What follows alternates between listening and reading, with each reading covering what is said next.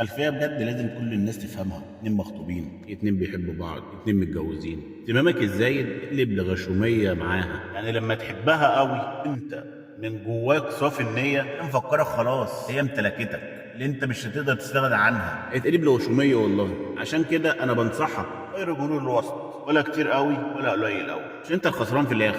تفضل ضد حنية حب ومشاعر. هي خلاص عرفت اللي انت ليها، عرفت اللي انت ما تقدرش تستغنى عنها، عرفت اللي انت بص هي بالنسبه لك الميه والهواء والاكسجين وكل حاجه. عشان كده بنصح كل واحد بيحب، واحد بيتجوز، واحد داخل على جواز، اي كان ما المجرب، اوعى تدي بزياده، اوعى تهتم بزياده، والله هيتقلب على دماغك.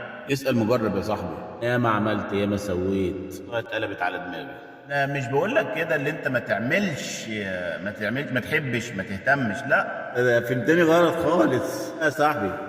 انت فهمت الكلمتين مني، عملت بيهم خير وبركه، مش زي ما انت عايز، عملتش بيهم وعايز تمشي على دماغك وتعمل اللي في دماغك، امشي. انا مش هقول لك لا، بس اسال مجرب.